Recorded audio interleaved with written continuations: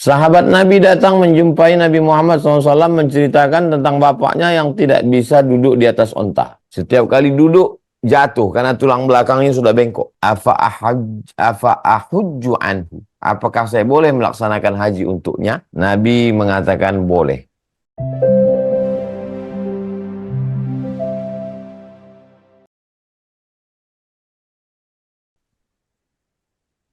Assalamualaikum warahmatullahi wabarakatuh. Waalaikumsalam. Waalaikumsalam.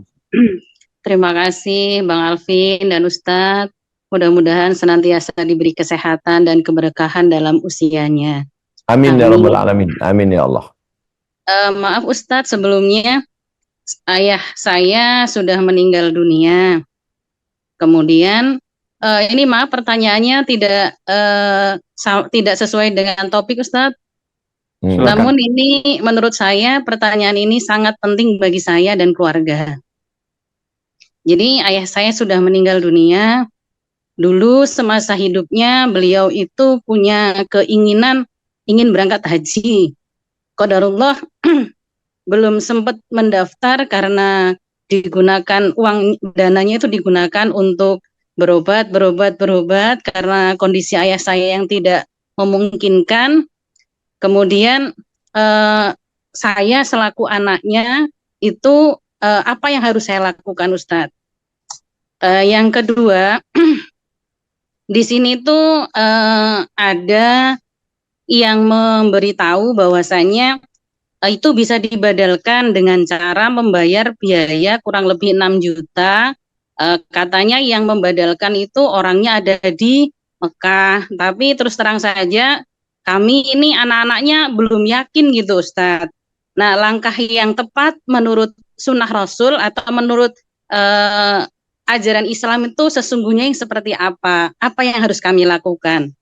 Kalau untuk harta, alhamdulillah ayah itu masih meninggalkan 3,5 hektar tanah.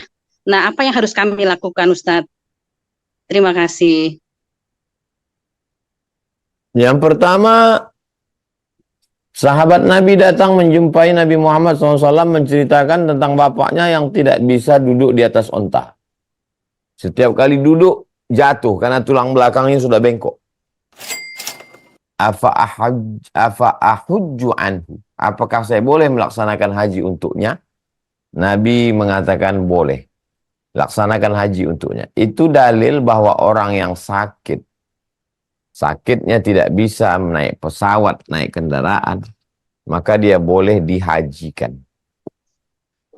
Dalil lain, labbaik Allahumma syubrumah, saya menghajikan syubrumah. Kata Nabi, siapa syubrumah? Akhi, saudara saya.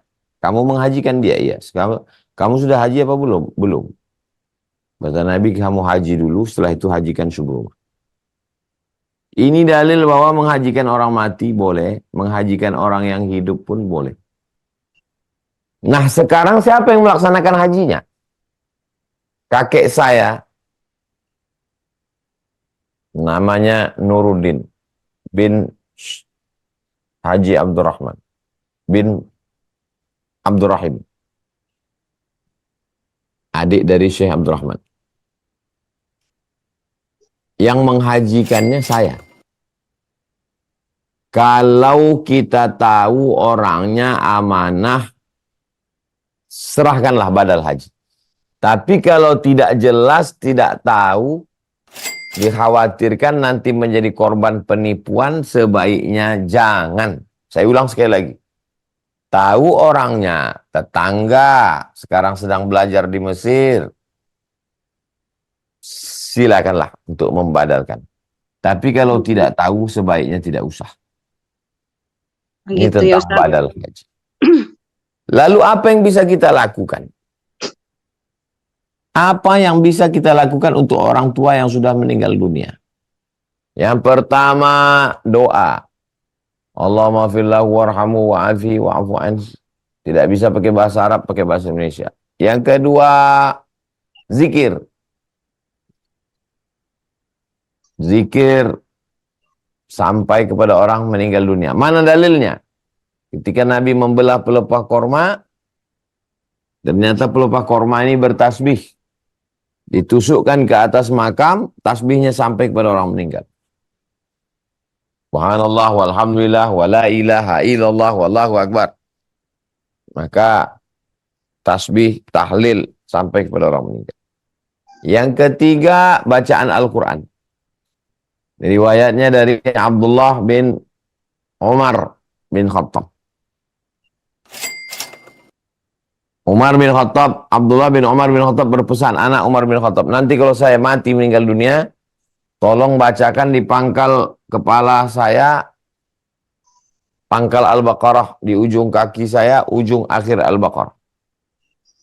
Ini tentang membaca Al-Quran. Kemudian sodakoh, berdasarkan riwayat daripada sahabat Sa'ad, ya Rasulullah, ummi matat, ibu saya mati.